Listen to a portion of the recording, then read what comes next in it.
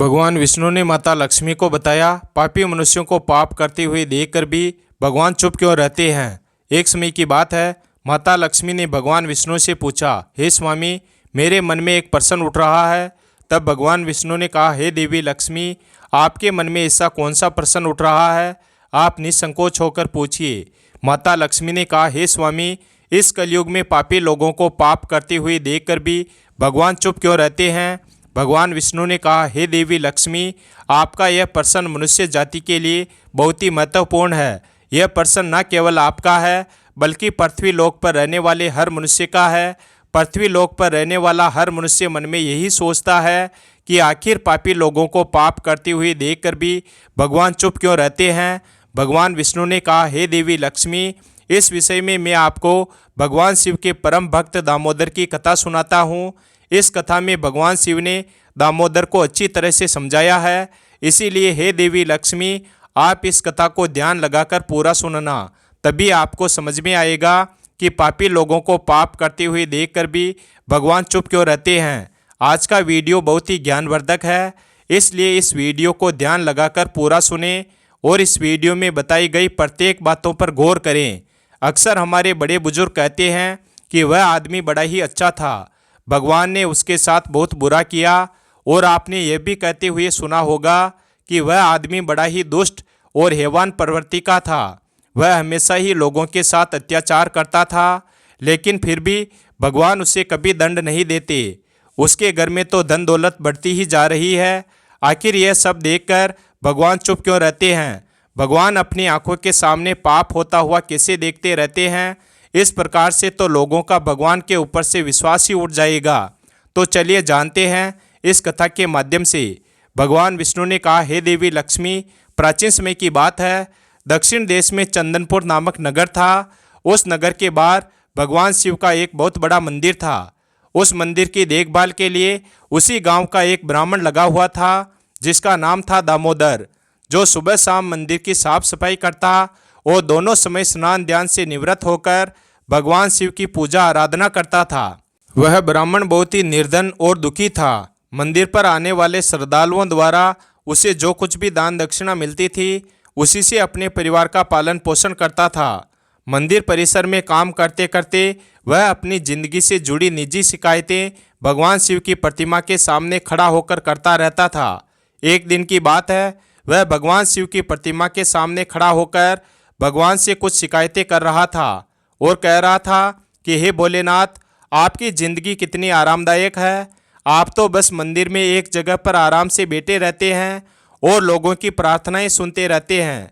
कोई आपको बर्फ़ी का भोग लगा जाता है तो कोई आपको लड्डू चढ़ा जाता है। तरह तरह की मिठाइयाँ और पकवान भी आपको यहीं पर बैठे बैठे खाने को मिलते रहते हैं। आपका जीवन कितना आसान है और मेरी ज़िंदगी कितनी कठिन है।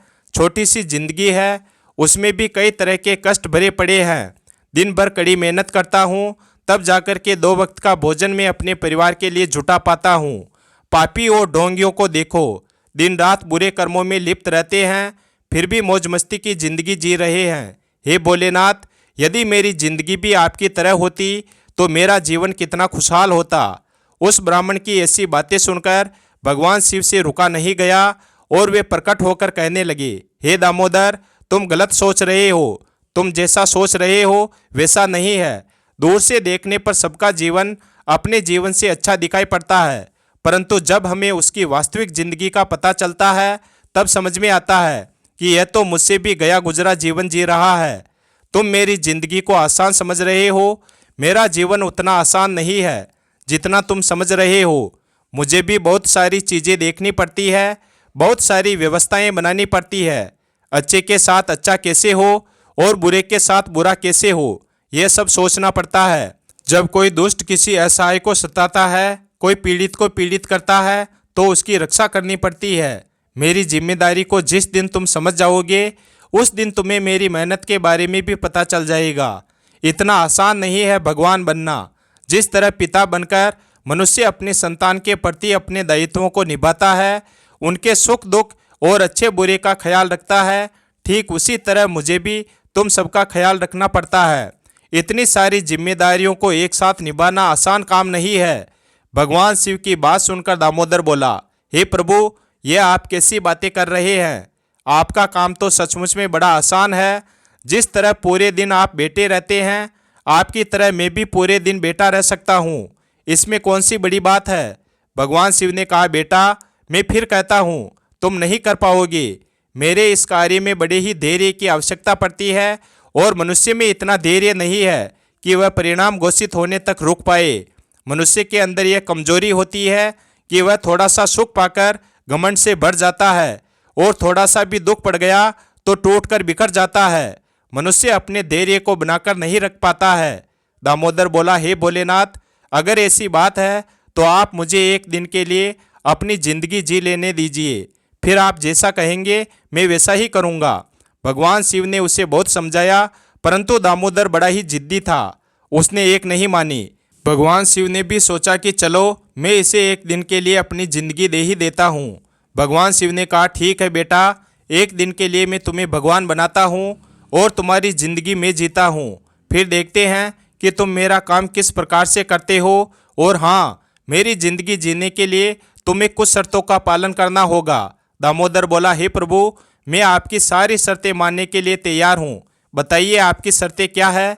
भगवान शिव बोले, बेटा सुनो, मंदिर में रोजाना बहुत से लोग आएंगे जाएंगे, जिसमें अच्छे लोग भी होंगे और बुरे लोग भी होंगे, क्योंकि भगवान पर तो सबका ही समान अधिकार होता है।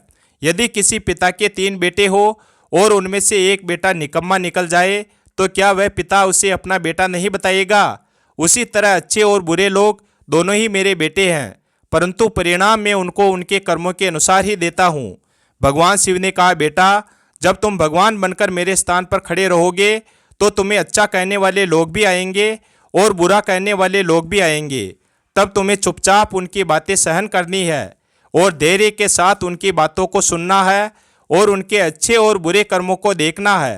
तुम्हें अपनी तरफ से कुछ भी नहीं कहना है, चाहे कुछ भी हो जाए। दामोदर ने कहा, ठीक है प्रभु, मुझे तुम्हारी सारी शर्तें मंजूर है। अब तो भगवान शिव ने उसकी एक दिन के लिए जिंदगी बदल दी और एक दिन के लिए उसे भगवान बनाकर मूर्ति में विराजमान कर दिया और स्वयं पुजारी बनकर मंदिर की सेवा करने लगे। फिर जब 1-2 घंटे का समय बीता तो उस दामोदर ने क्या देखा कि शहर का एक बहुत ही बड़ा धनवान सेठ और उसकी पत्नी उस मंदिर में मन्नत मांगने के लिए आते हैं और वह भगवान शिव की प्रतिमा के आगे हाथ जोड़कर प्रार्थना करते हैं और कहते हैं कि हे प्रभु, हमने लाखों रुपए लगाकर एक बहुत बड़ी फैक्ट्री का निर्माण कराया है। हमें आप ऐसा आशीर्वाद दीजिए कि हमारी फैक्ट्री खूब तेजी से चलने लगे और हम उससे खूब सारा धन कमा सकें। फिर दोनों पति पत्नी अपनी बात कहने के बाद माथा टेकने के लिए नीचे झुके तो सेठ की जेब से पैसों से भरा पर्स नीचे गिर पड़ा और सेठ को इस बात का पता नहीं चला। वे दोनों पति पत्नी वहां से जाने लगे। उधर मूर्ति में विराजमान वह दामोदर सब कुछ देख रहा था। उसने देखा कि अरे, सेठ का पर्स तो यहीं पर रह गया है। एक बार तो उसके मन में आया कि क्यों ना सेठ को आवाज़ लगाकर उससे कह दूं कि उसका पैसों से भरा पर्स तो यहीं पर गिर गया है। लेकिन फिर उसे भगवान की शर्त याद आ गई कि भगवान ने कहा है कि चाहे अच्छा हो या बुरा हो, तुम्हें बोलना नहीं है, तुम्हें सिर्फ और सिर्फ देखते रहना है। यही सोचकर भगवान बना हुआ वह दामोदर चुपचाप देखता रहा।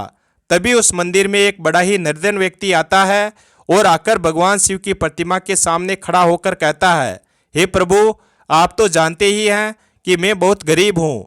इस गरीबी में मैं बड़े दुख का जीवन जी रहा हूँ। परिवार का पेट पालना भी मुश्किल हो रहा है। घर में माँ बीमार है, उसके इलाज के लिए मेरे पास पैसे नहीं है। मैं कहाँ से व्यवस्था करूँ, कुछ समझ में नहीं आ रहा है कि आगे का जीवन कैसे चलेगा। कुछ कृपा कर दो भगवान, जिससे मेरी ज़रूरतें पूरी हो जाए। इतना कहकर वह आदमी वहाँ से जाने लगा। तभी उसकी नज़र पैसों से भरे उस पर्स पर पड़ी तो उसने झट से पर्स को उठा लिया और उसमें बहुत सारे पैसे देखकर वह मन ही मन खुश होने लगा और भगवान शिव को धन्यवाद देने लगा और कहने लगा कि हे प्रभु, आप वास्तव में बड़े महान हैं। आपने मेरी प्रार्थना इतनी जल्दी ही सुन ली। इन पैसों से अब मैं अपने परिवार के लिए राशन की व्यवस्था करूंगा और माँ का इलाज भी कराऊंगा। भगवान को धन्यवाद देकर वह व्यक्ति वहाँ से जाने लगा। उधर भगवान बनकर प्रतिमा में समाया हुआ दामोदर सोचने लगा कि अरे, यह पर्स तो उस सेठ का है और यह गरीब आदमी उसे उठाकर लेकर जा रहा है। एक बार तो उसके मन में आया कि आवाज़ देकर उसे बता दूं कि यह पर्स उसका नहीं है बल्कि सेठ का है। लेकिन तुरंत ही उसे भगवान की वह शर्त याद आ गई कि भगवान ने तो मुझे बोलने के लिए मना किया है, इसीलिए वह चुपचाप खड़ा रहा। फिर उस गरीब आदमी के जाने के बाद मंदिर में एक आदमी और आता है। वह तीसरा आदमी एक सैनिक था जो 1 महीने के लिए युद्ध पर जा रहा था। वह मंदिर में भगवान शिव से प्रार्थना करने आया था कि उसकी यात्रा सुरक्षित रहे। वह 1 महीने के बाद कुशलतापूर्वक अपने घर लौट आए। वह सैनिक प्रार्थना कर ही रहा था कि इतने में वही सेठ कुछ पुलिस वालों के साथ मंदिर में दाखिल होता है, जिसका पैसों से भरा पर्स मंदिर में गिर गया था। सेठ ने पुलिस से कहकर उस सैनिक को पकड़वा लिया और बोला, साहब, मेरे जाने के बाद यही व्यक्ति आया है, इसने ही मेरा पर्स चोरी किया है। पुलिस वालों ने उस सैनिक को गिरफ्तार कर लिया और उसे पकड़कर ले जाने लगे। यह बात भगवान बने हुए दामोदर को बिल्कुल भी पसंद नहीं आई, क्योंकि वह सैनिक तो बिल्कुल निर्दोष था। पर्स तो वह गरीब आदमी लेकर गया था। भगवान बने हुए दामोदर को अपने सामने होता हुआ यह अन्याय पसंद नहीं आया और वह भगवान की शर्त को याद करके चुप रहना चाहता था, क्योंकि भगवान ने उसे बोलने के लिए मना किया था। लेकिन वह उस अन्याय को मौन रहकर देखना भी नहीं चाहता था। वह जानता था कि उसके चुप रहने का मतलब है कि एक बेकसूर आदमी को सजा हो जाएगी, और यही सोचकर उससे रुका नहीं गया और वह बोल पड़ा, हे सेठ, तेरा पर्स इसने नहीं चुराया है। तेरा पर्स तो इससे पहले मंदिर में एक गरीब आदमी आया था, वह चुरा कर ले गया है। मैं भगवान हूँ और मैंने सब कुछ देखा है। अब भला पुलिस वाले भगवान की बात को क्यों ना माने। उन्होंने तुरंत सैनिक को छोड़ दिया और उस गरीब आदमी को पकड़ लाए और उस सेठ का पर्स भी छीन लिया। वह बेचारा बड़ा निराश हुआ। उधर जब 1 दिन का समय पूरा हुआ तो भगवान शिव दामोदर के पास आए। उधर भगवान बने हुए उस दामोदर ने पूरे दिन का घटनाक्रम भगवान शिव को कह सुनाया और बड़े गर्व से कहा कि हे प्रभु, आज मैंने एक सैनिक के साथ हो रहे अन्याय को होने से बचा लिया। देखिए, एक दिन भगवान बनकर मैंने कितना महत्वपूर्ण कार्य किया है। दामोदर की बात जब भगवान शिव ने सुनी तो कहने लगे कि बेटा, तुमने न्याय नहीं अन्याय किया है। तुमने उस गरीब आदमी को पकड़वा कर उसके परिवार के मुंह से भोजन का निवाला छीना है, उसकी बीमार माँ का इलाज होने से रोका है। यह तुमने बहुत बड़ा अन्याय कर दिया है। वह सेठ बड़ा अधर्मी था, उसने पाप कर्म करके लाखों की दौलत इकट्ठी की है।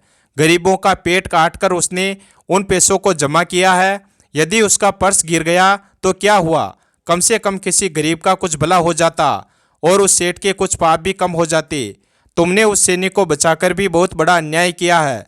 वह सैनिक अपने राजा के साथ युद्ध में जाकर एक कमजोर देश का राज्य हड़पने वाला था। जानते हो उस युद्ध में कितने निर्दोष मारे जाएंगे। तुमने उसे बचाकर अन्याय किया है। दामोदर को भगवान शिव की बात सुनकर बड़ा पश्चाताप हुआ और वह कहने लगा, हे भोलेनाथ, मैं तो वही देख पा रहा था जो मेरी आंखों के सामने हो रहा था। उसके पीछे की सच्चाई कुछ और होगी, उसे मैं नहीं जान पा रहा था। दामोदर भगवान शिव से आगे कहने लगा, हे प्रभु, इस दुनिया को सिर्फ आप ही चला सकते हैं, क्योंकि आप जीवन के हर पहलू को अच्छी तरह से देखकर कार्य करते हैं। आप जो भी करते हैं वह अच्छा ही करते हैं। गलत तो हम हैं जो जीवन की वास्तविकता को समझ नहीं पाते। उससे पहले ही आप पर दोषारोपण करने लगते हैं। जब हमारे साथ कुछ गलत हो रहा होता है तो उस समय हम अपना धैर्य खोकर भगवान पर दोष लगाने लगते हैं और हम ये नहीं समझ पाते कि हमारे साथ हो रहे गलत कार्य में भी भगवान की कोई ना कोई योजना छुपी हुई होती है जो आगे चलकर हमारे लिए हितकर साबित हो सकती है। समझदारी इसी में है कि हमें गंभीरतापूर्वक कार्य के अगले और पिछले परिणाम को सोच लेना चाहिए। यदि आपके साथ आपकी मर्जी के अनुसार कुछ नहीं हो रहा है तो उसमें भगवान की मर्जी समझना चाहिए, और भगवान जो करता है वह अच्छा ही करता है। तो अब जानते हैं कि पापी लोगों को पाप करते हुए देखकर भी भगवान चुप क्यों रहते हैं। तो भगवान तब तक आपकी मदद नहीं करेंगे जब तक आप दुनिया वालों पर आश्रित रहेंगे। जिस दिन आप भगवान पर निर्भर हो जाएंगे तो वह आपकी मदद के लिए ज़रूर आएंगे। दुनिया वालों पर और परिवार वालों पर आश्रित होने के कारण भगवान ने द्रौपदी की भी लाज नहीं बचाई थी। जब तक उसे लग रहा था कि मेरे बुजुर्ग भीष्म पितामह, द्रोणाचार्य, कृपाचार्य, विदुर और मेरे 5 सूरवीर पति मुझे अपमानित नहीं होने देंगे, तब तक उसने भगवान को याद नहीं किया और ना तब तक भगवान श्री कृष्ण उसकी मदद के लिए आगे आए। वे तो इंतजार कर रहे थे कि द्रौपदी कब अपने परिवार वालों को बुलाकर मुझे पुकारे और मैं जाकर उसकी लाज बचाऊं। और द्रौपदी भी परिवार की आस छोड़कर अंत में भगवान श्री कृष्ण को समर्पित हुई और उन्हें आवाज़ लगाई। तब भगवान श्री कृष्ण ने बिना देरी किए उसकी लाज बचाई। भगवान प्रारब्ध कर्म भी देखकर चलते हैं कि किसको कहाँ पर किस कर्म का दंड मिलना चाहिए और किसको किस कर्म का फल मिलना चाहिए। वह अपने अगले और पिछले सारे कर्म को देखकर हिसाब किताब करते हैं, उसी के आधार पर अच्छा बुरा हो जाता है। इसीलिए आप भी भगवान को समर्पित होकर चलिए, आपका कभी भगवान बुरा नहीं होने देंगे। वीडियो अगर पसंद आया हो तो वीडियो को लाइक करें और हमारे चैनल शिव भक्त को सब्सक्राइब करें और अपने दोस्तों के साथ शेयर करें और कमेंट बॉक्स में हर हर महादेव अवश्य लिखें। धन्यवाद और कमेंट करके बताएं वीडियो कैसा लगा।